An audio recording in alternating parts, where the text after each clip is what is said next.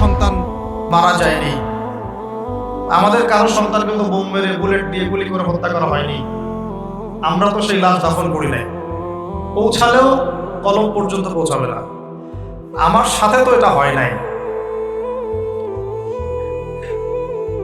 তো ওই দিকে আমি পরে আসতেছি। চাচা আবু তালেব তাকে এত মহব্বত করেছেন, এত মহব্বত করেছেন, আমি ভাষায় প্রকাশ করতে পারি। আর আমরা চাচা আবু তালেব সম্পর্কে অনেক সময় আলোচনা করি, কিন্তু তার চাচির কথা ভুলে যাই। তার চাচির নাম ছিল ফাতিমা। কি নাম ছিল? এই নামে তিনি তার মেয়ের নাম রেখেছেন। এই ফাতিমা, তার চাচি, নবী সাল্লাল্লাহু আলাইহি ওয়াসাল্লামকে আলাদা করে ডেকে খাওয়াতেন, মহব্বত করতেন। তিনি কিন্তু তার সন্তান না, অন্য কারো সন্তান। একজন মেয়ের পক্ষে অন্যের সন্তান মানুষ করা চারটাখানি কথা না। সতীনের সন্তানই সহ্য করতে পারে না, আর অন্য মানুষের সন্তান নিজের মতো করে মানুষ করা একটা মেয়ের পক্ষে এত সহজও না। তো এই কাজটা চাচি করেছেন।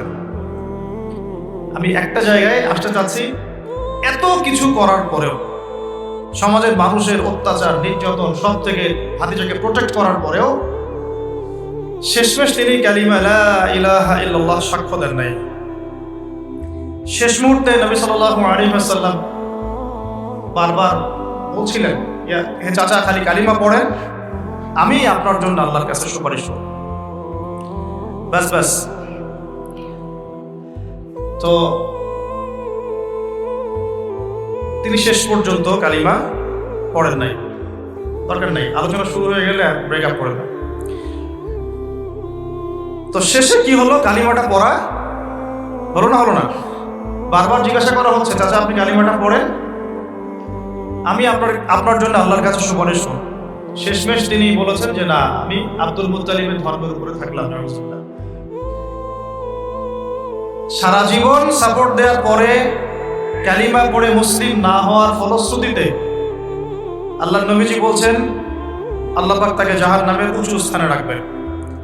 আমরা যারা মুসলমান, মুসলিম পরিবারে জন্মগ্রহণ করেছি, আমরা বা আমাদের মধ্যে বেশিরভাগ মানুষ এখনো এই নিয়ামতের শুকরিয়া আদায় করতে পারি নাই যে আল্লাহ পাক আমাদেরকে মুসলমান পরিবারে জন্ম দিয়েছে, কালিমা পড়ার তৌফিক দিয়েছে।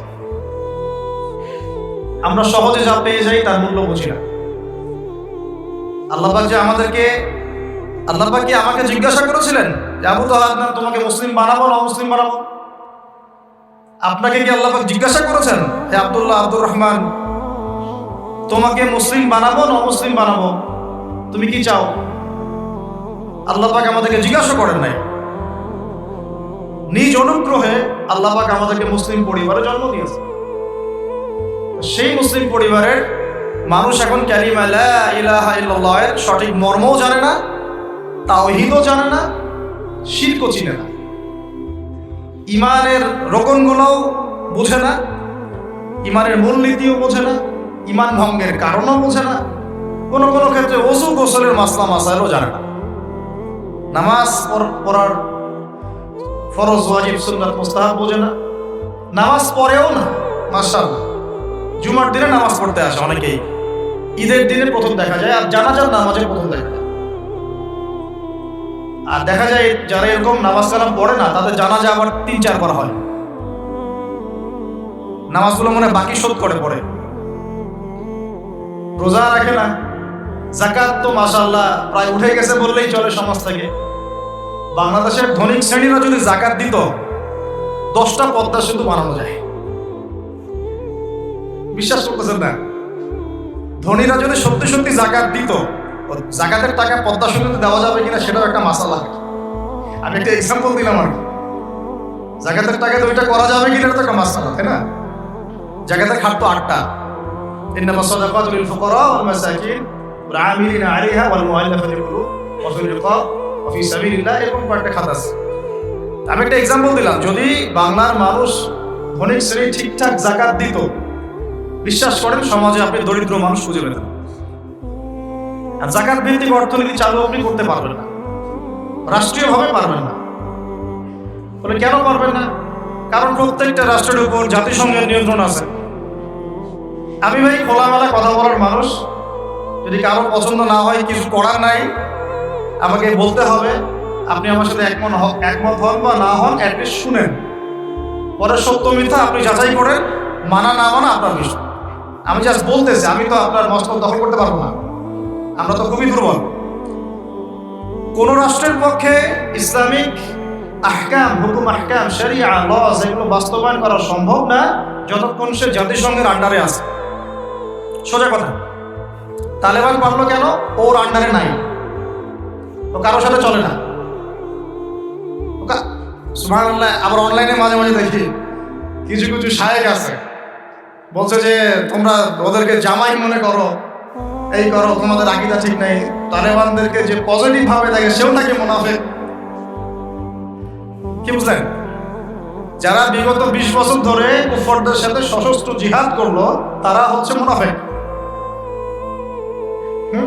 কি সুবহানাল্লাহ করবেন নাকি? যারা বিগত 1 বছর 2 বছর না, 20টা বছর ধরে খেয়ে না খেয়ে নিজেদের সামর্থ্য অনুযায়ী জালেমদের বিরুদ্ধে যার যা ছিল তাই নিয়ে দাঁড়িয়ে গেছে, যুদ্ধ করতে করতে করতে করতে বলা হয় যে প্রত্যেক 5টা বাড়িতে একটা করে শহীদ আছে। 5টা বাড়িতে একটা করে শহীদ আছে, 10টা বাড়িতে কারো পা নাই, কারো হাত নাই। 20 বছর কি কম সময় নাকি? অগণিত বম্বিং হয়েছে পাকিস্তানের মাটি ব্যবহার করে। যখন পারভেজ মোশাররফ ক্ষমতায় ছিল, ওই জায়গাটাকে সে বেস ক্যাম্প করে দিয়েছে, যে আমেরিকান বিমান এখান থেকে ফ্লাই করবে, ওখানে বোম ফেলবে। আমাদের মুসলিম ভাই, ঠিক আছে? ওই যে আল্লামা ইকবাল একটা কথা বলেছেন, তুঝ জৈসা দোস্ত হো তো দুশমন কি ক্যা জরুরত। তোর মতো বন্ধু থাকলে আর শত্রুর কি দরকার। এটা আমরাও ফিল করি এই দাওয়াতের মাঠে কাজ করতে গিয়ে, তুঝ জৈসা দোস্ত হো তো দুশমন কি ক্যা জরুরত। তো যাই হোক, তো এরকম 20 বছর যারা একটা জালেম সভ্যতার বিরুদ্ধে যুদ্ধ করেছে, ওরা হয়ে গেছে এখন মুনাফিক, আর এরা হয়ে গেল এখন সহি আকীদার মানুষ। তাহলে যে সহি আকীদার এই কথা বলা হচ্ছে, এটা যে কত বড় ভুল আকীদা সেটা বোঝার কি আর বাকি আছে? উম্মার ক্রান্তি লগ্নেই ইমানদার আর মুনাফিক চেনা যায়।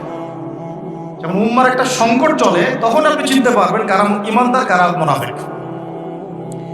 ভালো অবস্থায় আপনি বুঝতে পারবেন না, সব স্বাভাবিক আছে মনে করে, এখন আপনি বুঝতে পারবেন না আসলেই কে ইমানদার কে মুনাফিক। উম্মার উপর কোনো বাধা বিপত্তি আসলে তখন বুঝতে পারবেন যে আসলেই কে ইসলামের পক্ষে আছে, কে ইসলামের বিপক্ষে আছে, আর কে ভিতরে ঢুকে ঢুকে শয়তানি করতেছে।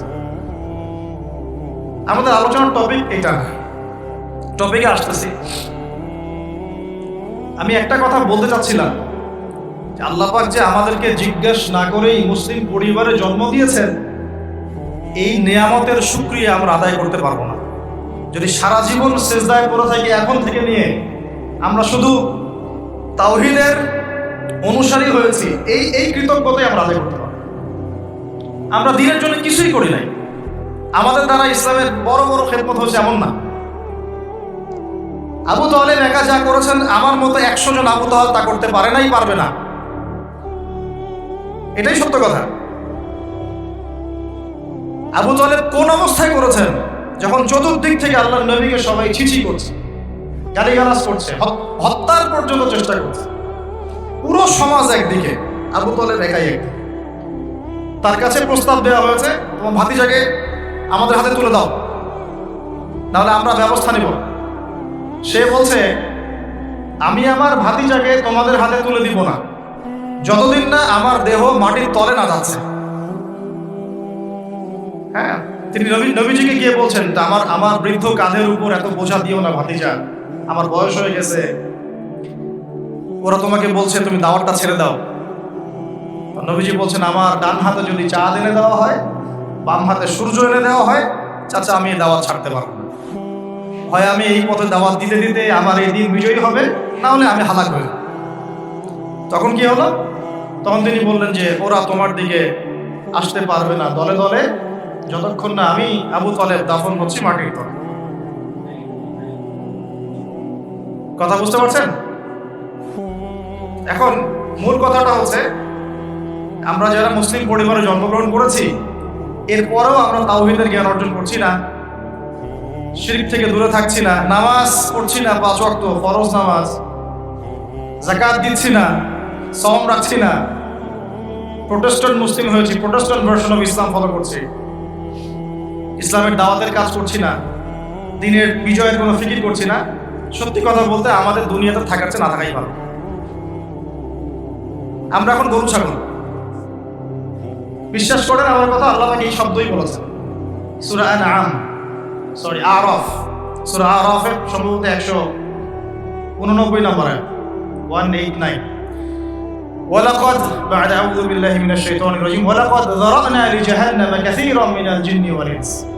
আল্লাহ পাক বলেন আমি প্রচুর জিন আর মানুষকে দিয়ে জাহান্নাম পূর্ণ করব। বলেন নাউযুবিল্লাহ। লাহুম কুলুবুন, কেন পূর্ণ করব? তাদের কি অপরাধ ছিল? কি অপরাধে করব? লাহুম কুলুবুন, তাদেরকে কলব দিয়েছিলাম, লা ইয়াফকাহুনা বিহা, বোঝার চেষ্টা করে নাই। ওয়া লাহুম আযানুন, কান দিয়েছিলাম, লা ইয়াসমাউনা বিহা, শোনে নাই। ওয়া লাহুম আ'য়ুনুন, চোখ দিয়েছিলাম, লা ইউবসিরুনা বিহা, চোখ দিয়ে দেখে নাই। কলব দিয়ে উপলব্ধি করে নাই, কান দিয়ে বলেন শোনে নাই, চোখ দিয়ে দেখে নাই। উলাইকা কাল আনআম, এরা ছিল আনআমের মতো। আনআম কি? আনআম মানে গবাদি পশু, ক্যাটলস, গবাদি পশু। শুধু তাই না, বাল হুম আদল, বরং এর চেয়েও নিকৃষ্ট ছিল। গবাদি পশুকে যে দায়িত্ব দেওয়া হয়েছে ও সেটা পালন করে। প্রত্যেক প্রাণীকে যে দায়িত্ব দেওয়া হয়েছে সেই দায়িত্ব তারা পালন করে, করে কি না? না হলে আমরা এত বড় বড় প্রাণীর সাথে কিভাবে পেরে উঠতাম? একটা গরু নির্দ্বিধায় জীবনকে সঁপে দিচ্ছে, বিদ্রোহ করছে না, করছে? তো আল্লাহ পাক এই কথা বলছেন উলাইকা কাল আনআম, তারা হচ্ছে গবাদি পশু, তো বাল হুম আযাল, বরং তার চেয়েও নিকৃষ্ট। কারা? উপলব্ধি করে না, দেখে না, শোনে না। এখন আমাকে উত্তর দেন দেখি, আমাদের মধ্যে এখানে কোন ব্যক্তি আছেন যে চোখে দেখেন না, কানে শোনেন না, উপলব্ধি করেন না? আমরা সবাই চোখে দেখি। এই চোখে দেখি কিনা? দেখতে পাচ্ছেন তো আপনি? কানে শুনতে পাচ্ছেন কিনা? তাহলে আল্লাহ পাক কোন চোখের কথা বলছেন আর কোন কানের কথা বলছেন যেগুলো অন্ধ? বলেন। নিঃসন্দেহে অন্য একটা চোখ আছে, আরেকটা কান আছে, আরেকটা চোখ আছে, কান আছে, এটা কোথায়? কলবে। তাহলে আবু জেহেল আল্লাহর নবীকে চিনতে পারছে না, আবু বকর রাদিয়াল্লাহু আনহু চিনতে পারছেন, তাহলে দুজনের তো বাইরের চোখ একই। কোন চোখ তাহলে অন্ধ আবু জেহেলের, যে কারণে আবু জেহেল আল্লাহর নবীকে চিনতে পারল? বলেন। এখন বলেন, মুসলমান পরিবারে জন্ম নেওয়ার পরে আমরা যারা নামাজ পড়ি না, যাকাত দেই না, রোজা রাখি না, সামর্থ্য হয়েছে হজ করি না, জুমার দিনে আসি, ঈদের দিনে আসি, হ্যাঁ, সৎ কাজে আদেশ করি না, অসৎ কাজে নিষেধ করি না, কোরআন তেলাওয়াত করা শিখি না, রাসূলের সুন্নাহ মাফিক জীবন করি না, আর অর্থনীতি রাজনীতিতে গেলাম না, ওটা গেলামই না, বাদ, ওটা তো অনেক বড় স্কেল। তাহলে আমাদের কি চোখ আসলেই আছে, কান আসলেই আছে, কলব কি আসলেই জিন্দা, না সত্যিকার অর্থে আমরা গবাদি পশু হয়ে গেছি? আত্মপর্যালোচনা করতে হয়। তো আত্মপর্যালোচনা, মোরাকাবা মানে হচ্ছে আত্মপর্যালোচনা, নিজেদেরকে নিয়ে ভাবতে হবে। তো এখন আপনি আমাকে উত্তর দেন, যেই মুসলমান নামাজ পড়ে না, রোজা রাখে না, দাওয়াতের কোনো মেহনত নাই, দিন প্রতিষ্ঠার সংগ্রাম নাই, কোরআনও তেলাওয়াত করতে জানে না, আল্লাহর পথে সদকা করে না, তাওহীদের জ্ঞান নাই, শিরকের জ্ঞান নাই, সুন্নতের জ্ঞান নাই, বেদাতের জ্ঞান নাই, ঈমান ভঙ্গের কারণ জানে না, ওযু করার মাসালাও জানে না, এই মুসলমান সারা বিশ্বে মার খাবে না তো কারা খাবে? আমাকে বলেন, উত্তর দেন। আমার জানা নাই, আমি এগুলো বুঝি না, বুঝতে আসছি। আমি অনেক কিছুই বুঝি না, আর আমার বুঝের সাথে অনেক কিছুই মিলে না। আমার বুঝ এইটা যে মার খাবো না তো খাবে কারা, এটা আমার বুঝ। এখনো যে আমরা বসে আছি এখানে খাই নাই, সেটাই তো আল্লাহ পাকের রহমত। অনেক আগেই তো আল্লাহর গজব আসা উচিত ছিল। নামাজ তো আগেই ছেড়ে দিছো তুমি, যাকাত দাও না, রোজা রাখো না, রাসূলের সুন্নাতের কোনো খবরই নাই, প্রতিদিন ক্লিন শেভ করতেছো তুমি, আল্লাহ রাসূলের সুন্নাতকে জবাই করতেছো, প্রতিদিন করতেছো, পর্ন দেখতেছো, বাইকে করে মেয়ে নিয়ে ঘুরতেছো, ইউনিভার্সিটিতে গোল হয়ে বসে আসো, মেয়েদের সাথে টাঙ্কি মারতেছো। Sorry for my language, available তো এগুলো হচ্ছে, অ্যাভেলেবল। মেয়েরা জিনা করতেছে, বহু ছেলে পেলে। এখন বিয়ে তো কঠিন, এই জন্য এই পথটা বেছে নেয়, এই পথটা সহজ।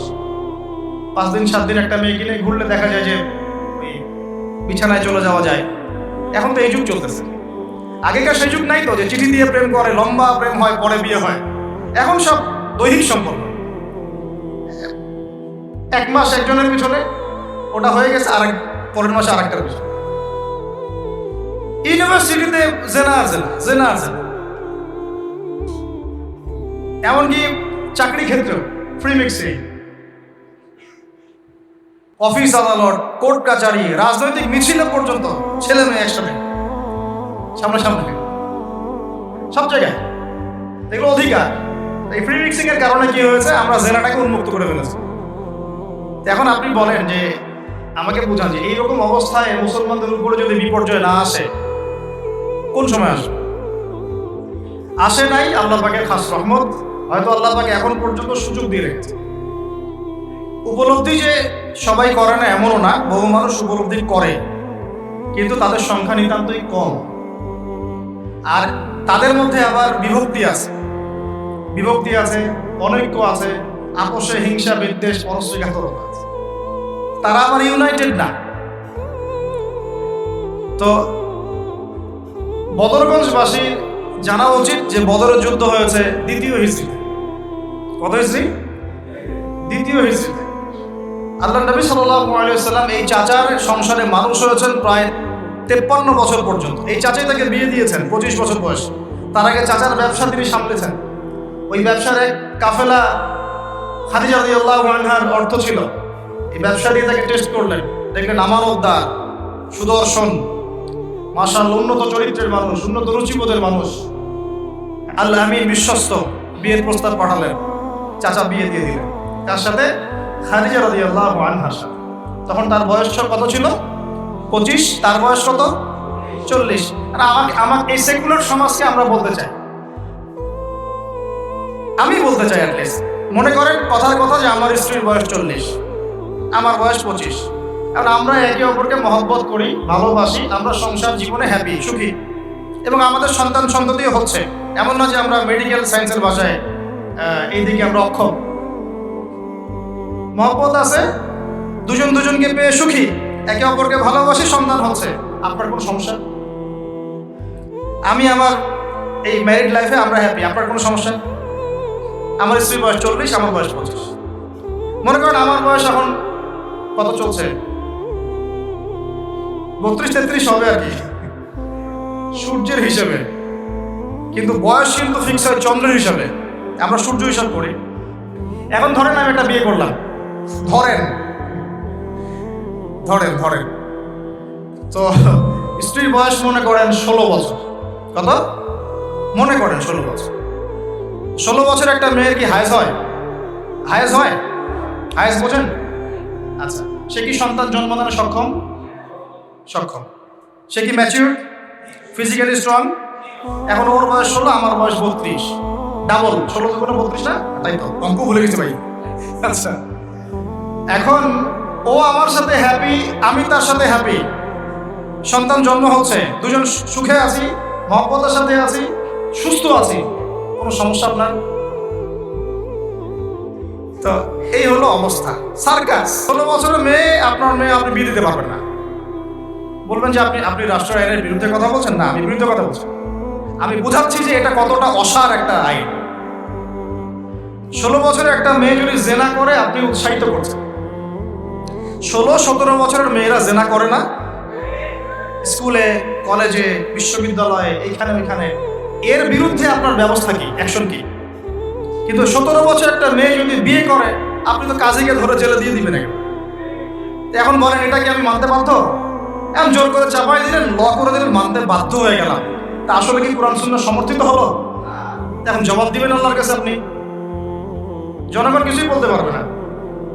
আমরা শুধু জ্ঞানতাত্ত্বিক একটা ডিবেট করলাম এবং আপনাকে দেখালাম যেটা একটা অসার। তারপরেও যেটা হয়েছে হোক, অ্যাটলিস্ট বিয়েটা সহজ করলে ভালো হতো। বিয়েটা কঠিন হয়ে গেছে, এই জন্য এটা জেনার রাস্তা বেছে নেয়। তো আমরা জেনাকে উস্কে দিচ্ছি। আরে ভাই, 16-17 বছর তো দূরের কথা, এখন 13-14 বছরের মেয়েরাই দেখবেন ঠিক নাই। আপনি মনে করেন এখনকার স্কুল কলেজের মেয়েগুলো খুব দুধে দেওয়া তুলসী পাতা? যখন 15 বছর আগে যে যুগটা ছিল, 20 বছর আগে, আর এখন তো আর অনেক আপডেটেড। এখন ওরা ওই সময় বিশ্বাসী না। গল্প করে যে কার কয়টা।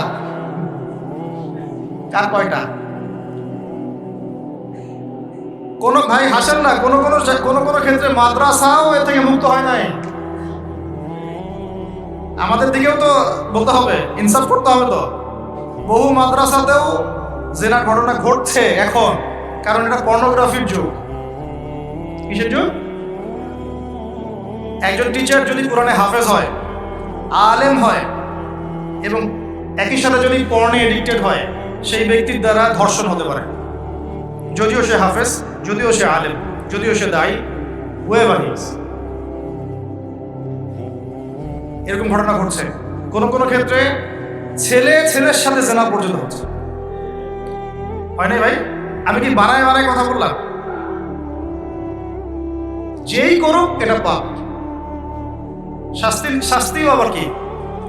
ধর্ষণের শাস্তি কি? ইসলামের শাস্তি কি? মৃত্যুদণ্ড। কয়টা কার্যকর করতে পারবেন আপনি? তো সব থেকে সমস্যা, আমি যে পয়েন্টে আছে এখানে চলে আসেন। এখানে সাউন্ড বন্ধ করেন। সেটা হলো, তার বয়স তখন 40, আমাদের নবীজির বয়স 25। ম্যারিড জীবনে হ্যাপি, 6টা সন্তান হয়েছে। কয়টা? আর নবী সাল্লাল্লাহু আলাইহি ওয়াসাল্লাম খাদিজা রাদিয়াল্লাহু আনহার কাছ থেকে যে মমতা, যে ভালোবাসা, যে সাপোর্ট পেয়েছেন, এটা বিরল। এই যুগে এমন মেয়ে পাওয়া হয়তো বা সম্ভব, কারণ এই যুগে তো আমরাও সাহাবীদের মতো না। আমরা যদি সাহাবীদের মতো না হতে পারি, আমরা মহিলা সাহাবীদের মতো স্ত্রী আশা করি কিভাবে? তো বিয়ে হলো, মাশাআল্লাহ। এখন নবী সাল্লাল্লাহু আলাইহি ওয়াসাল্লামের কাছে সমাজের জাহিলিয়াত ভালো লাগে না। বোঝার চেষ্টা করি, কি জাহিলিয়াত ভালো লাগে না? তিনি দেখেন যে মক্কার মানুষ মূর্তি পূজা করে, তিনি দেখেন মক্কার মানুষ সুদ খায়, মক্কার মানুষ জেনা করছে, মাদক খাচ্ছে, হানাহানি মারামারি কাটাকাটিতে আছে। তার এগুলো ভালো লাগে না। তিনি এখান থেকে সরে যান, দূরে থাকেন। হেরা পাহাড় আছে, হেরা গুহা, ওই পর্বতের গুহায় তিনি একা নির্জনতা অবলম্বন। কারণ যখন আপনি একটা ভালো রাস্তায় থাকবেন, সমাজের অন্যান্য খারাপ বিষয়গুলো আপনার পছন্দ হবে, নিজে থেকে ভালো লাগবে না। এই যে আমি যতটুকু ইমানদার, পাশে কনসার্টের গান কানে আসলে আপনার খারাপ লাগে না? লাগে তো? আপনি বুঝতে পারেন না? চোখের মধ্যে খারাপ কিছু পড়ে গেলে আপনার খারাপ লাগে, মনে হয় যেখান থেকে চলে যেতে পারলেই বাঁচি। আপনি বাসে যাচ্ছেন, দেখলেন যে ড্রাইভার গান ছেড়ে দিল, দিদি তেরা দেবার দিওয়ানা, আর বাসে কেন জানি এসব গানই বাজে। আমরাই নাকি ভাষার জন্য আবার যুদ্ধ করেছি, লজ্জা আমাদের। আমরাই নাকি ভাষার জন্য রক্ত দিয়েছি, কিন্তু আমাদের সব কেন জানি হিন্দি সংস্কৃতি। হ্যাঁ, কত বড় ভণ্ডামি আমাদের মধ্যে আছে দেখেন। ভাষার জন্য আমরা লড়াই করেছি, জীবন দিয়েছি, গর্বের। এটা অবশ্যই আমাদের জন্য গর্বের, কিন্তু আমাদের ঘরে এখন হিন্দি কেন? ঘরে হিন্দি কেন? তাহলে আমরা কি এটা কি দিবস পালন করার বিষয়, না আদর্শ লালন করার বিষয়? কোর্ট কাচারি, অফিস আদালত সবকিছুর ভাষা হচ্ছে ইংরেজি, ওখানে বাংলা চলে না কেন? আমরা কি ইংরেজির জন্য যুদ্ধ করেছি? এই উপমহাদেশ 200 বছর শাসন করেছে ব্রিটিশরা। ওরা চলে গেছে, 200 বছর পিটিয়েছিল খুব আমাদেরকে। তারপর আমাদের বাপদাদারা যুদ্ধ করে ওদেরকে এখান থেকে তাড়িয়ে দিয়েছে। কিন্তু ওরা চলে গেলেও ওদের কোনো সুন্নত নিয়ে যায় নাই, ওদের সব সুন্নত দিয়ে গেছে। কোর্ট কাচারির সুন্নত দিয়ে গেছে, অর্থনৈতিক ব্যাংকিং সুন্নত দিয়ে গেছে, রাজনৈতিক সুন্নত দিয়ে গেছে, এমনকি পোশাক আশাকের সুন্নতও দিয়ে গেছে, এমনকি বাথরুমের টয়লেট ওইটাও দিয়ে গেছে। সবখানে এখন হাই কমন ব্রিটিশ ইংলিশ। তো ওরা কি আসলেই চলে গেছে, আর আমরা কি আসলেই স্বাধীন? কে বলবে এগুলো, আর কে ভাববে? আর মানুষ এগুলো কবেই পজিটিভলি নেওয়ার চেষ্টা করবে আল্লাহ ভালো জানেন। বাট আমরা বলে যাচ্ছি, ইনশাল্লাহ একদিন না একদিন ইসলাম হবে। আল্লাহ পাক যেন সহজ করেন এবং কবুল করেন। এখন কথা হচ্ছে যে তিনি দেখেন আরবের লোকজন সুদ খায়, মদ খায়, জেনা করে ইত্যাদিতে। তিনি একা থাকা শুরু করলেন। একা থাকতে ওই সময় তিনি যেভাবে ইবাদত করতে পারতেন সেভাবে ইবাদত করেছেন। আগেও ইবাদতের কিছু সিস্টেম ছিল, কারণ আরবের মানুষরা দাবি করতো তারা হচ্ছে মিল্লাতে ইব্রাহিমের উপর আছে, বিকৃত, কিন্তু ওরা মনে করতো আমরা ইব্রাহিমের ধর্মের উপরেই আছি। এখন 40 বছর বয়সে নবী সাল্লাল্লাহু আলাইহি ওয়াসাল্লামের কাছে প্রথম ওহীটা চলে আসে। প্রথম ওহী কি ছিল ভাই? কোন সূরা? সূরা আলাকের কত নম্বর আয়াত? প্রথম আয়াতটা, প্রথম ওহীটা কি সংক্রান্ত ছিল? নামাজ পড়ো, রোজা রাখো, হজ করো, যাকাত দাও, মূর্তি পূজা করো না।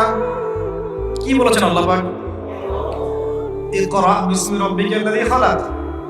হে নবী, কথাটা বুঝুন। হে নবী মুহাম্মদ সাল্লাল্লাহু আলাইহি ওয়াসাল্লাম, আপনি যেগুলো দেখে ব্যথিত, যে সমাজটা এই যে জাহেলিয়াত আপনি দূর করতে চান, যাদেরকে নিয়ে আপনি চিন্তাগ্রস্ত, আপনার কাছে ভালো লাগে না এই জাহেলিয়াতগুলো, এগুলোকে দূর করতে হলে আগে পড়াশোনা করতে হবে, জ্ঞান লাগবে। আগে কি লাগবে? ওই জায়গায় মুসলমানরা পিছিয়ে পড়ার কারণে আজকে এই অবস্থা আছে। দুজনের বুঝে আসছে, দুজন ঠিক বলছে। ওই ইকরা বিসমি রাব্বিকাল্লাযী খালাক, এই পড়াশোনা থেকে আমরা পিছিয়ে পড়েছি বলেই আমাদের আজকে অবস্থা আছে। বলছেন, এখন বলবেন যে আমরা তো পড়াশোনা করছি, সাক্ষরতার হার তো আমাদের 67, 77 এরকম আর কি। তো সত্যিই কি পড়ছি? ইকরা বিসমি রাব্বিকাল্লাযী খালাক অর্থ হচ্ছে পড়ুন আপনার রবের নামে, যিনি আপনাকে, যে জ্ঞান আপনাকে আপনার স্রষ্টার দিকে নিয়ে যাবে, সেটাই তো জ্ঞান। এখনকার আমাদের জ্ঞানগুলো কি সত্যি আমাদেরকে আল্লাহর দিকে নিয়ে যাচ্ছে নাকি আল্লাহ থেকে দূরে সরাচ্ছে? তাহলে বোঝেন। এখন আপনি যদি বলেন যে তাহলে কি আপনি শুধু মাদ্রাসা শিক্ষাকেই সমর্থন করছেন, জেনারেল শিক্ষা সমর্থন করছেন না? আমি বলবো না, আমি নিজেও জেনারেল শিক্ষিত একজন মানুষ। আমরা অনার্স মাস্টার্স করেছি এবং আমরা কখনো সেকেন্ড হইনি আলহামদুলিল্লাহ, কয়েকবার ছাড়া। তো আমরাও জানি ব্যাপারগুলো কি। আমরা জেনারেল শিক্ষার উপকারী শিক্ষাগুলোকে সমর্থন করি, কিন্তু কোরআন এবং সুন্নাহ ইসলামের মূল শিক্ষাটাকে বাদ দিয়ে এই জেনারেল শিক্ষা আমার কোনো উপকার করবে না। আবার একই সাথে কোরআন এবং হাদিস এই দুটাতে দক্ষ হয়েও যদি আমরা বর্তমান বিশ্বের উপকারী জ্ঞানগুলো অর্জন করতে ব্যর্থ হই, তখন কোরআন সুন্নাহকে হাতে নিয়েও এই বিশ্বকে চ্যালেঞ্জ করতে পারবো। তাহলে দরকার কি? সমন্বয়। এই সমন্বয় হওয়া উচিত ছিল আজকে থেকে 50 বছর আগে। এখন আমাদেরকে এগুলো নিয়ে কথা বলতে হচ্ছে, এটাই দুঃখজনক। যেখানে শিক্ষা প্রতিষ্ঠান আছে, রাষ্ট্রীয় নিয়ন্ত্রণাধীন প্রতিষ্ঠানে হয়তো আপনি ইন্টারফেয়ার করতে পারবেন না, কিন্তু ব্যক্তিগত উদ্যোগে যত শিক্ষা প্রতিষ্ঠান আছে এগুলোতে ইসলামিক শিক্ষা এবং জেনারেল শিক্ষা দুটাকে সমন্বয় করার চেষ্টা করে। আল্লাহ পাক তৌফিক দান। দেখবেন আগামী 10 বছরের মধ্যে একটা আলোকিত প্রজন্ম গড়ে উঠবে ইনশাআল্লাহ। আমার ছেলে বাংলা, ইংরেজি, অঙ্ক সব শিখবে, এদিকে হাফেজে কোরআন হবে, আরবি ভাষা শিখবে, আরবি ব্যাকরণ শিখবে, হাদিসের ইবারত পড়ার যোগ্যতা অর্জন করবে, মুতাআলা করবে। মাশাআল্লাহ, একদিন দেখা যাবে সে কোরআন সুন্নাহর জ্ঞানেও দক্ষ হয়েছে, এদিকে সে ডক্টর হয়েছে, সে ইঞ্জিনিয়ার হয়েছে, পাইলট হয়েছে, সেনাবাহিনীর মেজর কর্নেল হয়েছে। সম্ভব না? অনেক ডক্টর দেখবেন যে 50 বছর বয়স হওয়ার পরে ইসলামের দিকে এসে চর্চা করা শুরু করে, তারপরে দিনের দিকে হেদায়েত হয়ে দিনের উপকারে কাজ করছে। অনেক ইঞ্জিনিয়ার সাহেব এই কাজ করছেন, অনেক আর্মি অফিসার, র্যাবের, পুলিশের, বিজিবি, তারা দেখবেন যখন রিটায়ার করে বা যখন সিনিয়র হয় তখন গিয়ে চর্চা করা শুরু করে, এবং তখন তারা আবার দিনের জন্য অনেক কিছু করতেও চায়, করে, অনেকে করে না। তারা কি অমুসলিম নাকি? তারা তো আমাদেরই ভাই, আমাদের ভাই না? শোনেন, যদি বাংলাদেশ রাষ্ট্রীয়ভাবে কখনো জিহাদে যায় কুফারদের বিরুদ্ধে, তাহলে আমরা যাব না, তারা যাবে? যাবে তো তারাই। জি, আপনি যাবেন না, যাবে তো তারাই। আপনার আমার কি প্রশিক্ষণ আছে? যদি বাংলাদেশে কোনো মনে করেন যে 100% ইসলামী জ্ঞানে পরিপূর্ণ কোনো নেতা আসছে, আমির, রাষ্ট্রীয় আমির, এখন সে চিন্তা করলো যে আমি এই সৈন্য পাঠাবো, ভাবতে পারে কি পারে না? 73 সালে 6টা মুসলিম দেশ সৈন্য পাঠিয়েছিল। মিশর ছিল, জানেন না আপনারা এগুলা ইতিহাস? 6 দিনের যুদ্ধ। তো যাই হোক, ধরেন বাংলাদেশ এমন একজন নেতার আন্ডারে আছে, যেই নেতা বললো ঠিক আছে আমিও পাঠাবো, আমার এখান থেকেও 2000 সৈন্য যাবে। তখন কিন্তু ওই 2000-এর মধ্যে আপনি থাকবেন না, থাকবে ওই আর্মি অফিসারই, ওই বিজিবি, ওই র্যাব, ওই পুলিশ, ওই ভাই। তারা আমাদের ভাই না? তাদেরকে মেসেজটা পৌঁছাতে হবে যে আপনারা পরিপূর্ণ ইসলামের সামনে আত্মসমর্পণ করেন। ইনশাআল্লাহ আল্লাহ পাক দুনিয়াতেও সুখী করবেন, পরকালেও সুখী করবেন। আমরা দোয়া করবো, দোয়া। আপনারা কখনো একটা রাষ্ট্রের মধ্যে জাতিগত বিভাজনে যাবেন না। জাতিগত বিভাজনটা খুব খারাপ। এতে করে রাষ্ট্রের অভ্যন্তরীণ যে স্থিতিশীলতা নষ্ট হয়ে যায়। আমরা আলহামদুলিল্লাহ ইসলামকে তো ভালোবাসি, মহব্বত করি, পারি না পারি আমাদের মন তো ব্যথিত হয় না? এটা আল্লাহ পাক দেখছেন ইনশাআল্লাহ। আল্লাহ পাক ওই অনুযায়ী আমাদেরকে প্রতিদান দিবেন ইনশাআল্লাহ। তবে চেষ্টা আরো বাড়াতে হবে। এই চেষ্টা বাড়ানোর কথা বলতে এখানে আসছি। আল্লাহ নবীর মন খারাপ, তখন ওহী এসেছে। ওহী প্রাপ্ত হওয়ার পরে নবী সাল্লাল্লাহু আলাইহি ওয়াসাল্লাম একটু ভীত, একটু সন্তুষ্ট। অর্থাৎ খাশিতু আলা নাফসি। বাংলাদেশের যত সিরাতের বই আছে না, তার 80% সিরাতের বই আপনি পাবেন। ওই সময় নবী সাল্লাল্লাহু আলাইহি ওয়াসাল্লাম এতটা ভীত সন্তুষ্ট হয়ে গিয়েছিলেন, কয়েকবার তিনি চিন্তা করেছেন যে আমি পাহাড়ের উপর উঠে নিজেকে শেষ করে ফেলবো। এটা নিয়ে বিশাল ইস্যু সৃষ্টি করে ফেলছে বাংলাদেশে। আর রাহিকুল মাকতুম বলেন, আর যে কোনো বড় বড় সিরাতের গ্রন্থ বলেন, এটা যদি লিখা না থাকছে আমি বক্তব্য দেওয়া ছেড়ে দিব। বাসায় গিয়ে দেখেন, চেক করে।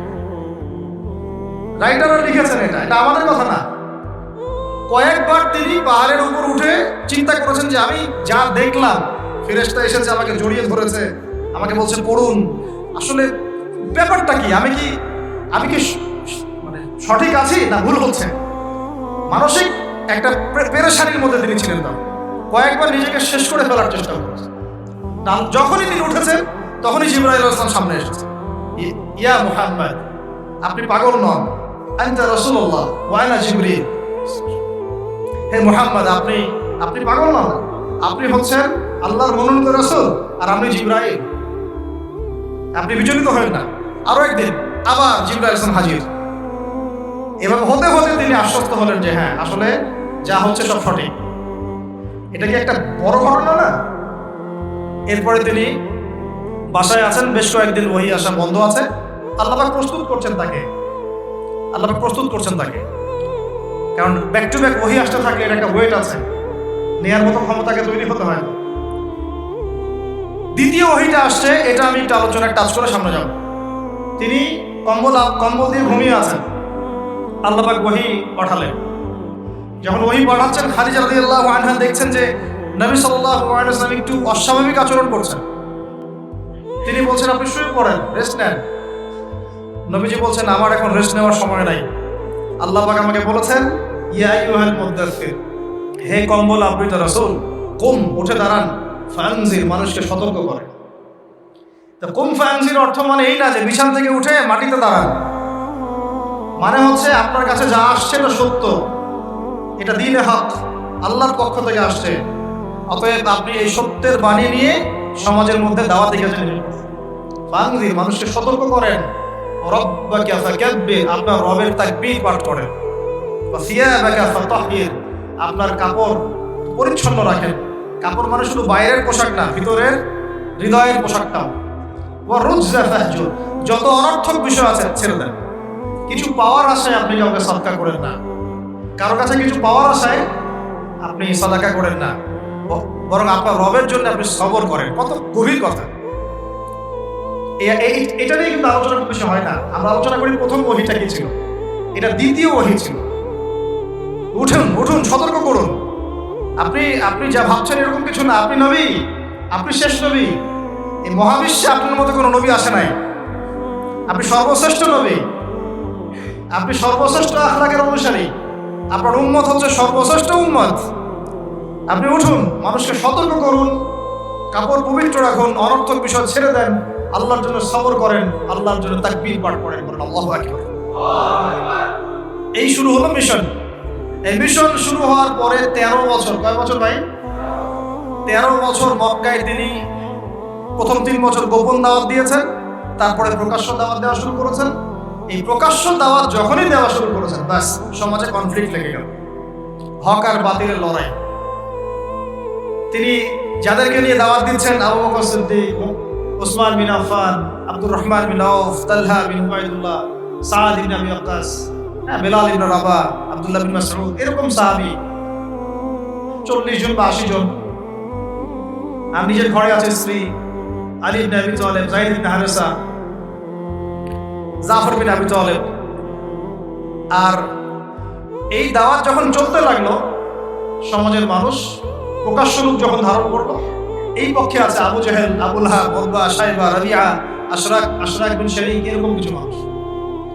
ঠিক আছে, এমন কনফ্লিক্ট যে এটা কিছুতেই মিউচুয়াল হচ্ছে না, কিছুতেই হচ্ছে না। সিরাত পড়তে হবে আপনাদেরকে, একটা লেকচারে সবকিছু তো বলা যাবেই না, সময় আমাদেরকে অ্যালাউ করবে না, পাশাপাশি আমারও এনার্জি কুলাবে না। ঠিক আছে, এমন কোনো কষ্ট নাই যা তাকে দেয়া হয়, সাহাবীদেরকে দেয়া হয়। অর্থনৈতিক বয়কট, উত্তরাধিকার থেকে বঞ্চিত করা, বাড়ির থেকে পিটিয়ে বের করে দেয়া, হ্যাঁ, উল্টা ঝুলায় লটকায় রাখা, আমাদের রিমান্ডগুলোর মতো, শারীরিক নির্যাতন, মানসিক কষ্ট তো আছেই, তো মানসিক কষ্ট তো আছেই, বলার তো অপেক্ষা রাখে না। তারপরে কেউ বেচাকেনা করবে না, চলাফেরা করবে না, সামাজিক বয়কট, রাস্তা দিয়ে গেলে মানুষ টিটকারি মারে, যে পাগল যাচ্ছে, এই যে জাদুঘর যাচ্ছে। ব্যাপারটা বোঝার চেষ্টা করে,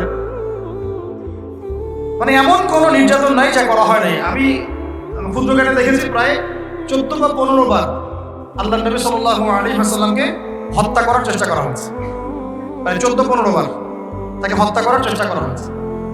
আর তাকে সারা জীবনে প্রায় এরকম 15-16টা গালি খেতে হয়েছে, সারা জীবনে। কাকে খেতে হয়েছে? যে মানুষের আগেও কোনো গুনাহ নাই, পরেও কোনো গুনাহ নাই, যিনি সব কষ্ট করছেন শুধু উম্মতের জন্য, কারণ তিনি তো মাকামে মাহমুদে যাবেন, জান্নাতুল ফিরদাউসুল আলায় যাবেন। তার কি নিজের জন্য এই কাজগুলো করা? 13টা বছর যখন মক্কায় এভাবে নির্যাতিত হতে হলো, এই যে বলা হচ্ছে সাহাবীদেরকে গলায় দড়ি দিয়ে রাস্তায় হেঁচড়ে নিয়ে আসা হয়েছে, উত্তপ্ত বালুর মধ্যে শুইয়ে উপরে পাথর চাপা দেওয়া হয়েছে, আগুনের কয়লা জ্বালিয়ে দেওয়া হয়েছে, উপরে শুইয়ে দেওয়া হয়েছে, গায়ের চামড়া এবং গোশত, চর্বি এগুলো গলে গলে কয়লা নিভে গেছে। আমরা কি একটু ইমাজিন করতে পারি? বাচ্চাকে নিয়ে দৌড়াচ্ছে, বোনদের অবস্থা, ভাইদের অবস্থা, কিছুটা আজ করতে পারেন কি? আসলে কি হয়েছিল 1400 বছর আগে? এগুলোই হয়েছে। এগুলো ইসলামের চিরায়ত সুন্নত, হকপন্থীদের উপর এগুলো আসবেই। যদি না আসে, ওয়াল্লাহি আপনি হকপন্থী না, ওয়াল্লাহি আপনি হকপন্থী না।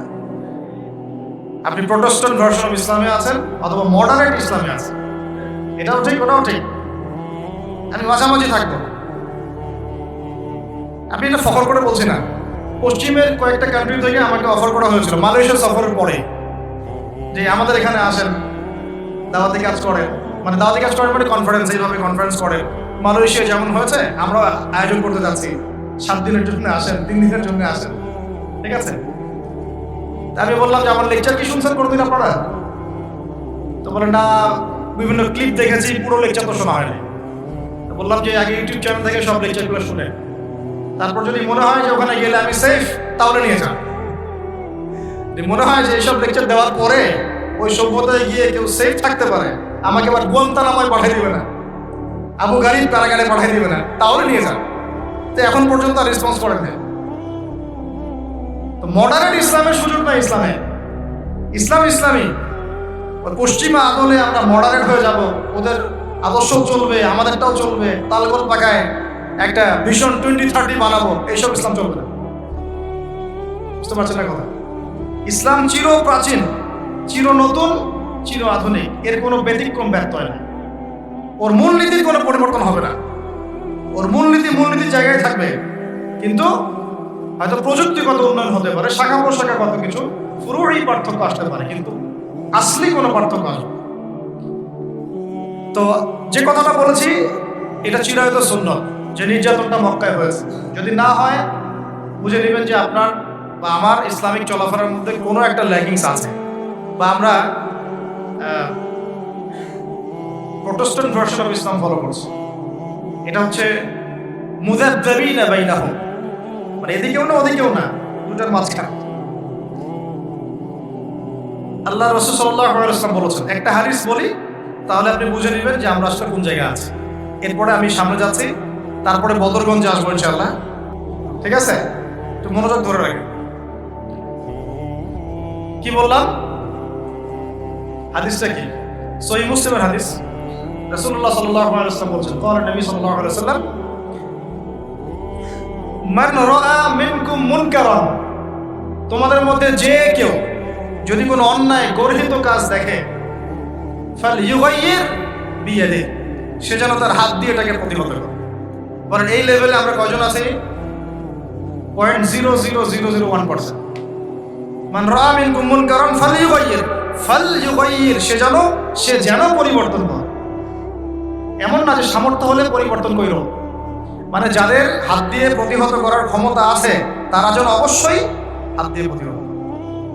এখানে ধরেন একটা জেনা হচ্ছে নাউজুবিল্লাহ, বা একটা নোংরামি হচ্ছে, ফাহেসা কোনো কাজ হচ্ছে, এখানে যিনি সর্বোচ্চ দায়িত্বশীল তিনিও এখন গিয়ে কিছু বলার অধিকার রাখেন না। বলতে গেলে তিনি 10 বার চিন্তা করেন যে বললে কি হইতে পারে, তাই না? বিষয়টা বাজারের মধ্যে ধরেন সুদের একটা জুয়া হচ্ছে, জুয়া, কেউ কিছু বলতে পারে না। মসজিদ এখানে ধরেন পাশের বাসায় বিয়ের অনুষ্ঠান হচ্ছে, আর বিয়ে মানেই তো জেনা দিয়ে শুরু হলো, ধুমধারাক্কা গান বাজতেছে, আর ঢাকা শহরে বিশ্বাস করেন না এই অত্যাচারে থাকা যায়। মানে একটা ফ্ল্যাট ধরেন 14 তলা বা 10 তলা, তো এই 10 তলার মধ্যে 5 তলার সদস্যের বিয়ে, ও ছাদটা হায়ার করে নিয়ে এমন জোরে ধুমধারাক্কা মিউজিক শুরু করবে যে পুরো এলাকার প্রত্যেকটা ঘরে ঘরে যেন সাউন্ড হচ্ছে, মানে ওর উপর যেন ওয়াজিব করা হয়েছে সবার কানে গান বাজনা পৌঁছায়।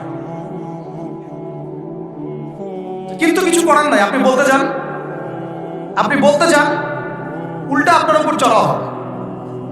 হুজুর আসছে বেশি বেশি কোন, আমরা আর মুসলমান না, আমরা আর ইসলাম ফলো করি না, বলতে আসছে। আপনি বাসায় যান, নিজের ঘর ঠিক করেন, বলবেন। তো হাদিসের এই শব্দের বাক্যের আওতায় আমরা আছি কিনা একটু ভাবেন। ওয়ামান লাম ইয়াস্তাতি, যদি এভাবে কেউ প্রতিহত করতে না পারে, দ্বিতীয় সেন্টেন্স হাদিসে, ফালইউগাইয়ির বিলিসানিহি, সে যেন তার জবান দিয়ে প্রতিহত করে। আজকে জবান দিয়েও কি মানুষ প্রতিহত করছে? বরং চোখের সামনে জুলুম দেখছে, এরপরেও কিছু মানুষ মাজলুম ভাইদের বিপক্ষে অবস্থান নিয়ে ফতোয়াবাজি শুরু করেছে বাংলাদেশ। আমি বলেছি আপনারা মুনাফিক তখনই চিনতে পারবেন যখন উম্মাহ একটা সংকটময় অবস্থায় থাকে, তার আগে চিনতে পারবেন। এরাই কয়দিন আগে আমাদেরকে খারেজি বলতো,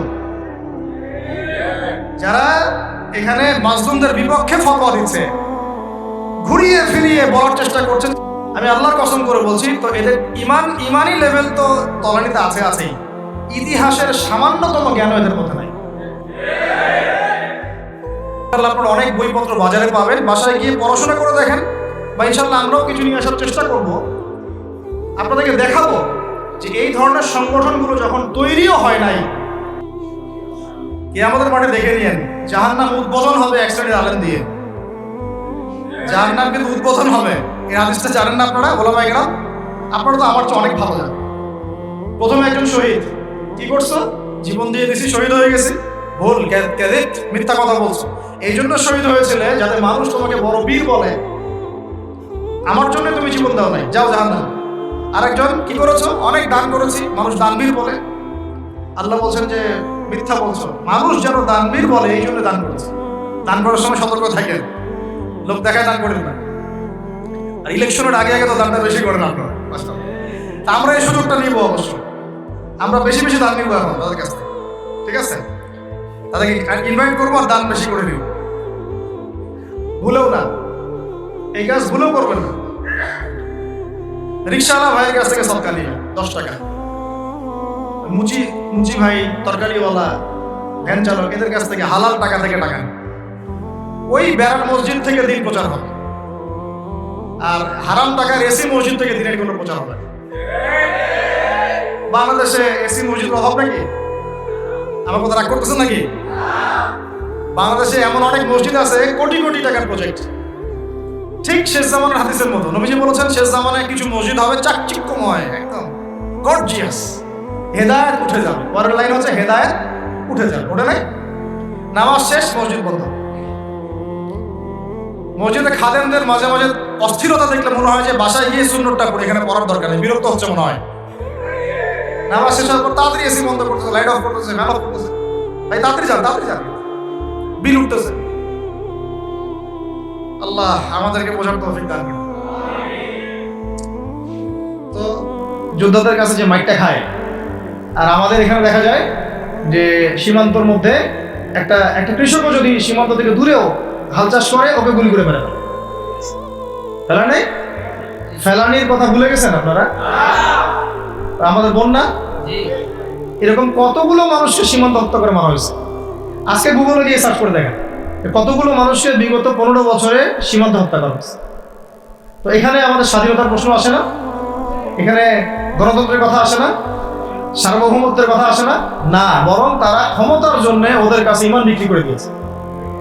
ক্ষমতার জন্য এই উগ্রদের কাছে, মানে উগ্র হিন্দুত্ববাদীদের কাছে ওরা তাদের ইমান, ওদের আমল, ওদের তাকওয়া, ওদের দিন সব বিক্রি করে দিচ্ছে। পরিবর্তিত বাংলাদেশে কোনো ভারতীয় দালালকে আর জায়গা না দেওয়া, একদম সাফ কথা। বরং প্রত্যেকটা ডিপার্টমেন্টে যেখানেই তারা লুকিয়ে আছে ঘাপটি মেরে, এই প্রত্যেকটা ভারতীয় দালালকে এখান থেকে বের করতে হবে। আমি একা বললে আমি পারবো না, আপনি একা বললে আপনি পারবেন না। প্রত্যেকটা এই বয়ানের জায়গা, মিম্বর, খুতবা, ওয়াজ মাহফিলের প্যান্ডেল, আমাদের রাজনৈতিক দলগুলো, আমাদের ইসলামপন্থী দলগুলো যেগুলো আছে, সবার ইমারত থেকে আওয়াজ আসতে হবে। কারণ এরা যদি আর একটা বার সুযোগ করতে পারে, না থাকবে আপনার দেহ, আর না থাকবে আপনার মাথা। এখনই তো আপনাকে হুমকি দিচ্ছে, যে কোনো সময় একটা করে গুপ্ত হত্যা করবে এরা। চট্টগ্রামে সাইফুল ইসলাম এক ভাইকে কুপায় মারা হয়েছে, এটার বিচার এখন হয় নাই। যারা মারছে ওদের পক্ষ নিয়ে আমরা আবার সংখ্যালঘুর স্লোগান তুললাম। এ কেমন সংখ্যালঘু যে আমার ভাইকে জবাই করে হত্যা করে? হ্যাঁ, কথা হচ্ছে আমরা একটা কাপুরুষতার পরিচয় দিচ্ছি। নেপাল ওকে টাইম দেয় না, ভুটান টাইম দেয় না, মায়ানমার টাইম দেয় না, চায়না তো দেয়ই না, আর আমরা তাকে একেবারে প্রভুর আসলে বসাচ্ছি। আমরা কি দিছি? আমরা ইলিশ দেই, আমরা ট্রানজিট দেই, আমরা রেল দেই, আমরা বন্দর দেই, আমরা আর কি দেই? গ্যাস তো দেই মাশাআল্লাহ, তারপরে পণ্যগুলো তো দিচ্ছি, গার্মেন্টস দিয়ে দিচ্ছি, আমাদের প্রশাসনের মধ্যে লোকজন দিয়ে দিচ্ছি, কর্মী শ্রমিক দিয়ে দিচ্ছি। এই জন্যই তো বলি, কেন সে স্ট্যাটাস দেয় যে এই স্বাধীনতা তার স্বাধীনতা, এটাই তো আমরা কারণ। তার মানে তারা আমাদের সার্বভৌমত্বটাকে স্বীকার করে না, তাই না? তারা যদি আমাদের স্বাধীনতা সার্বভৌমত্বকে স্বীকার করতোই, তাহলে তো এরকম স্ট্যাটাস দিত না, বুঝলো কি? তো এখন কথা হচ্ছে, আমরা মাথা নত করার জাতি না। আমাদের নবী মুহাম্মদ সাল্লাল্লাহু আলাইহি ওয়াসাল্লাম মাথা উঁচু করে দাওয়াতি কাজ করছেন। মার খেলেও কখনো তিনি মাথা নিচু করেন নাই। সাহাবায়ে কেরাম রাদিয়াল্লাহু আনহুম আজমাইন মাথা উঁচু করে দাওয়াতের কাজ করছেন, কারোর সামনে মাথা নত করেন নাই, ইল্লাল্লাহ, আল্লাহ ছাড়া। মার খেয়েছেন, হিজরত করতে হলে হিজরত করেছেন, কখনো মানুষ গালি দিয়েছে, গালি সহ্য করেছেন, কখনো মদিনায় চলে যেতে হয়েছে, দেশ ছাড়তে হয়েছে, দেশ ছাড়ছেন, আবার কখনো ইসলামী রাষ্ট্র কায়েম করতে হয়েছে, রাষ্ট্র কায়েম করছে। জিহাদ করার দরকার, জিহাদও করছে, কেতালের দরকার, কেতালও করছে। আস্তে আস্তে মক্কা বিজয় করছে, করেন নাই? সিরাত পড়তে হবে, সিরাতের ধারাগুলো আমাদেরকে বুঝতে হবে। এখন আমরা তো তার উত্তরসূরি, আমরা তাদের উত্তরসূরি। প্রথম কথা হচ্ছে, আমরা আমাদের নতজানু মনোভাবটাকে আগে ত্যাগ করতে হবে, এক নম্বর। আর অতীতের জীবনের যে ভুল ত্রুটিগুলো দ্রুত সংশোধন করতে হবে। এখন আর আমাদের হাতে অনেক লম্বা সময় আছে এমন না বিষয়, কত কি যে দ্রুত হয়ে যাবে আপনি হয়তো ভাবতেও পারবেন। বিশ্বটা খুব দ্রুত চেঞ্জ হচ্ছে। যদি কখনো বাংলাদেশে দেখা যায় যে দেশের শত্রুরা বা দিনের শত্রুরা বা উগ্রবাদীরা এই দেশের স্বাধীনতা সার্বভৌমত্বের উপর আক্রমণ করে, তখন কি আমাদের উপরে জিহাদ ফরজ হবে কিনা? এখন যদি তাই হয়, এখন আপনাদের কি মনে হয় এটার সম্ভাবনা আছে না নাই? এইটুকু ইন্টেলেকচুয়াল অবস্থা তো আপনাদের আছে, এটার সম্ভাবনাও হতে পারে, আজও কালও হতেই পারে। তখন আমার প্রিপারেশনটা কি হবে সেটা আমাকে এখন জানতে হবে। আমার প্রিপারেশনটা কি হওয়া উচিত? প্রথম প্রিপারেশন হওয়া উচিত, আগের সমস্ত জিন্দগিতে যা করছি নিজেকে আল্লাহর দিকে ফিরাই নিয়ে আসা। এটা প্রথম কাজ। যে আল্লাহর দিকে ফিরে আসা নেই, তার সাথে না জিহাদের সম্পর্ক আছে, না কিতালের কোনো সম্পর্ক আছে, সে তো আল্লাহর পথেই নাই। তো প্রিয় যুবক ভাইরা, আগে প্রথম কথা হচ্ছে, আগে আপনি আল্লাহর দিকে ফিরে আসেন, এক নম্বর। দ্বিতীয় কথা হচ্ছে, এরপরে আমাদের প্রয়োজন শারীরিক প্রস্তুতি। যেমনটা বললাম যে কোনো অবস্থাতেই আলেম ওলামাদেরকে, দায়ীদেরকে, মুফতিদেরকে, মুহাদ্দিসদেরকে, মাদ্রাসার শিক্ষকদেরকে, খতিবদেরকে ভিতরে ঢুকতে দেওয়া যাবে না। কারণ আপনাদেরকে যদি ভিতরে নিয়ে যাওয়ার স্কোপ পায় তারা নতুন করে আবারও কেউ, তাহলে আর সুস্থ রাখবে না, ফিজিক্যালি আপনি ঠিক থাকতে পারবেন না।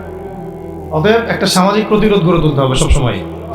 মানে একটা এলাকার মধ্যে একজন আলেম আছেন, সেই আলেমকে এলাকা থেকে নিতে পারবে না, তাকে নেওয়ার আগে 100 জনের উপর গুলি চালাইতে হবে, এমন একটা মুভমেন্ট থাকতে হবে।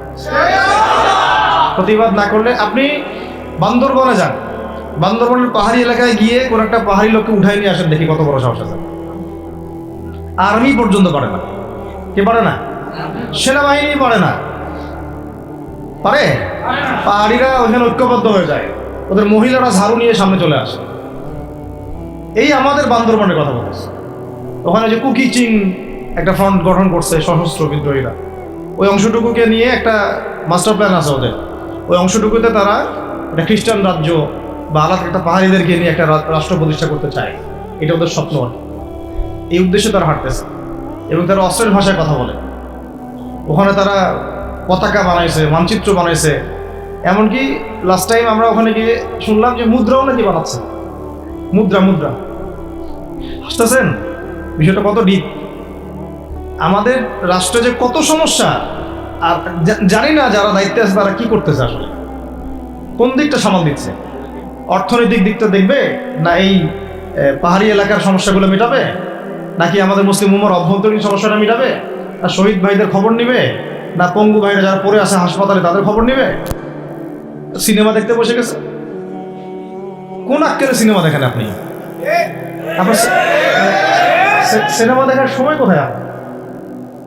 সিনেমা দেখার সময় কোথায়? এই যে যতগুলো ভাই শহীদ হয়েছে তাদের পরিবারের খোঁজখবর নেওয়া লাগবে না?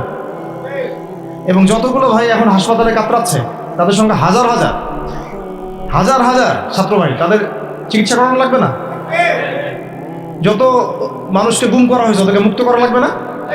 তারাও তো জানে এটা অন্যায়, এবং যারা করে তারাও বলে এটা অন্যায়।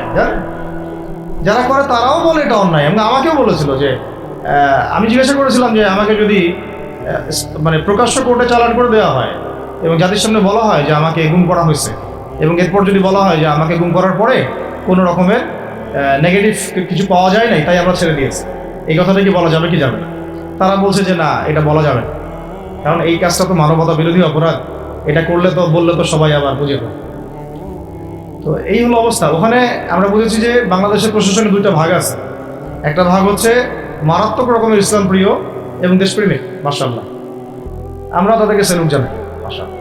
কিন্তু আপনারা ভুল জায়গায় শ্রম দিচ্ছেন, আপনারা ভুল জায়গায় মেধা শ্রম এবং আপনাদের জীবন নষ্ট করতেছেন। আপনাদের থাকা দরকার ছিল ওলামায়ে কেরামদের সাথে, তাহলে আপনাদেরকে টক্কর দিয়ে কেউ সামনে যেতে পারতো না।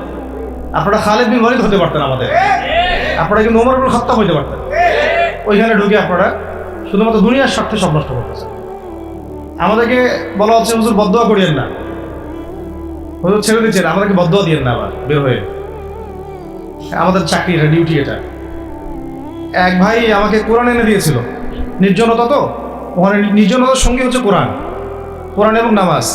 তো এক ভাই দেখেছে আমি একটু নির্জন, মন খারাপ বসে আছে, একটা কোরআন নিয়ে এসে দিয়েছে, হুজুর কোরআন পড়েন আপনি, মন ভালো হবে। আরেকজন এসে কোরআন নিয়ে চলে গেছে। কোরআন পড়ে ওখানে যদি আপনি আবার উল্টা কিছু করেন, ওদের নিয়ম নাই কোরআন দেওয়ার কি নাই, নিয়ম নাই। তো এই হলো অবস্থা। কথা হচ্ছে যে এই ভাইদেরকে মুক্ত করাও তো তাদের কাজ ছিল।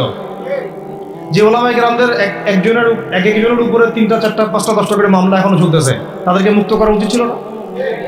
আর এই পুরো জুলুমের পিছনে যত জালেম ইনভলভ ছিল তাদেরকে আইডেন্টিফাই করে ভিতরে ঢোকানো উচিত ছিল না? হয়েছে সবকিছু? এই জিনিসগুলোর মধ্যে অনেক গ্যাপস আছে। এগুলো যদি এভাবে চলতে থাকে তাহলে আগামীতে আমরা যারা ইসলামিক রাজনীতি করবো বলে চিন্তা করতেছি বা ইসলামকে রাষ্ট্র ক্ষমতা নিতে চাই, আমরাও কিন্তু বেগ পাবো, ভালো রকমের বেগ পাইতে হবে। আর বিগত সময় আমরা অনেক ভুল করছি, যেমন মন খারাপ করেন না, এগুলো আমরা ভুল করছি। এই যে আমরা সেকুলারদেরকে অনেক বিশ্বাস করে ফেলছি, ওদের সাথে জোট করতে গেছি, ঠিক আছে, ওদেরকে আমরা ভাই বোন করার চেষ্টা করছি। আসলে এদের সাথে কাফেরদের সাথে কোনো পার্থক্য নেই। সেকুলারিজমে যারা আছে আর কুফার যারা, এদের মধ্যে কোনো পার্থক্য নেই। ওই কালিমা পড়া না পড়ার পার্থক্য, তো বাকি আপনার পিঠে ছুরি এরও মারবে ওরও মারবে। আর আমি ছোট মানুষ, ছোট জায়গা থেকে বলতে চাই যে আমাদের যে ওলামায়ে কেরামগণ মাঠে আছেন, যে রাজনৈতিক দলগুলো আপনারা মাঠে আছেন, এবার আপনারা কোনো রুটির টুকরোর জন্য লড়বেন না, এবার পুরো রুটি নিয়ে লড়বেন। প্রত্যেক আসনে প্রার্থী দিবেন আপনারা, যেহেতু এর বাইরে সিস্টেম এখন অন্য সিস্টেমে যাওয়ার সুযোগ হচ্ছে না, তাহলে পুরো রুটিটার জন্য লড়তে হবে আপনাদের। আমাদের টার্গেট হচ্ছে এখন একটা ইসলামপন্থী সরকারকে রাষ্ট্র ক্ষমতায় নিয়ে যাওয়া, এটা আমাদের এখন প্রধান টার্গেট। এখন আমাদের এজেন্ডা স্পষ্ট, কোনো গোপন এজেন্ডা নাই। আমাদের কি নাই? কোনো গোপন এজেন্ডা নেই। আমরা চাই বাংলাদেশে এখন একটা ইসলামপন্থী রাষ্ট্র ব্যবস্থা গড়ে উঠুক, ইসলামপন্থী সরকার শাসন ক্ষমতায় আসুক। এটার জন্য আপনাদের সবার ভূমিকা আছে। কেউ কথা দিয়ে ভূমিকা রাখবেন, কেউ লিখবেন, কেউ বলবেন, কেউ যেভাবে হোক আপনাকে ভূমিকা তো রাখতেই হবে। কারো বসে থাকার সুযোগ নেই। এখন এই রাষ্ট্রটাকে ইসলামিক রাষ্ট্র হিসেবে গড়ার দায়িত্ব এখন সবার কাঁধে আসছে। আমরা আমাদের জায়গা থেকে বলতেছি, বাকি কাজ কিন্তু আপনাদেরকে করতে হবে। আল্লাহ পাক করার তৌফিক দান করে। আর ইসলামপন্থী ভাইদের আপোষের যে দূরত্ব, এটা কমায় ফেলতে হবে। এই দূরত্ব রাখা যাবে না। ইখতিলাফ আছে থাক, যদি আকীদাগত মৌলিক কোনো পার্থক্য না থাকে, আমরা তো ভাই ভাই নাকি? আমরা আমাদের চেয়ে কি মানে সেকুলার আমাদের বেশি বড় ভাই? আমাদের চেয়ে কি যে নাস্তিক মুরতাদরা আমাদের বড় ভাই? কমিউনিজমে যারা আছে ওরা আমাদের বড় না? এই গণতন্ত্রপন্থী যারা একবারে কট্টর, ওরা আমাদের যিনি ভাই নাকি? আমাদের তো ভাই, সোজা কথা হচ্ছে ইন্নামাল মুমিনুনা ইখওয়া, ইন্নামাল মুমিনুনা, মুমিন যারা মুমিন ভাই, মুমিনে কি ভাই, খালাস। আল মুসলিম ওয়া আখুল মুসলিম, মুসলিমের ভাই কি? মুসলিম, খালাস, এইটুক। মুসলিম আমার ভাই, মুসলিম আমার ভাই। এখন যারা এদেশের রাষ্ট্র ক্ষমতা ইসলামকে চায় না, তারা আমাদের ভাই না। সে যে কোনো নামেই আসুক, এক্স ওয়াই জেড, দেখার দরকার। এক্স নামে আসুক, ওয়াই নামে আসুক, জেড নামে আসুক, যারা রাষ্ট্র ব্যবস্থা ইসলামকে চায় না, তারা আমার ভাই খালাস, সোজা কথা। এখন রাষ্ট্র ব্যবস্থা ইসলাম চায় যে ভাইরা আমাদের, ওই ভাইদেরকে একসাথে থাকতে হবে। আল্লাহর কসম করে বলতেছি, ইনশাআল্লাহ যদি এই ভাইরা আমরা একসাথে থাকতে পারি, এর সাথে আমরা দায়ীরা, তালেবে ইলমরা এবং আপনারা তো যুব সমাজ আছেন, আমাদেরকে টক্কর দিয়ে বাংলাদেশের রাষ্ট্র ক্ষমতায় কেউ যাইতে পারবে না ইনশাআল্লাহ। সবাইকে ভূমিকা রাখতে হবে। এখন অন্য আলোচনা, সেই আলোচনাটাই বেশি দরকার। অন্য আলোচনা অনেক শুনছেন, এখন বাংলাদেশের দরকার একটা ইসলামপন্থী রাষ্ট্র ব্যবস্থা। এর বাইরে কোনো আলাপ নাই।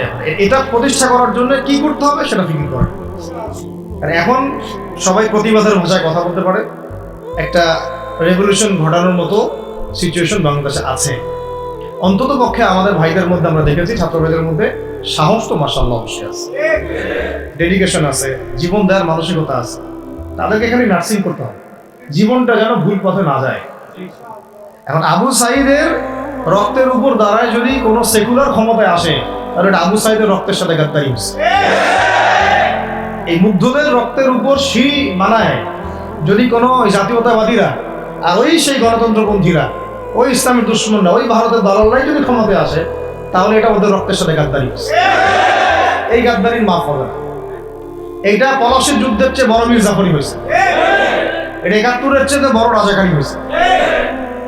আপনারা বলেন যে দেখেন, ভালো করে বুঝেন, গুম হয়েছে এক শ্রেণী, আমার কথা মন খারাপ করে না, এক শ্রেণী গুম হয়ে গেছে, এক শ্রেণী ক্রসফায়ার, এক শ্রেণীর শাপলা চত্বরে রক্ত দিছে, তাই নাই? এক শ্রেণী ওলামায়ে কেরাম মামলা নিয়ে ঘুরে বেড়াচ্ছে মাথার উপরে, এক শ্রেণীর ছাত্র ভাইরা রাস্তায় শহীদ হলো, আর এক শ্রেণীর ছাত্র ভাইরা পঙ্গু হয়ে হাসপাতালে বেডে পড়ে আছে। ক্ষমতায় গেছে কারা? নতুন এক শ্রেণী, হ্যাঁ।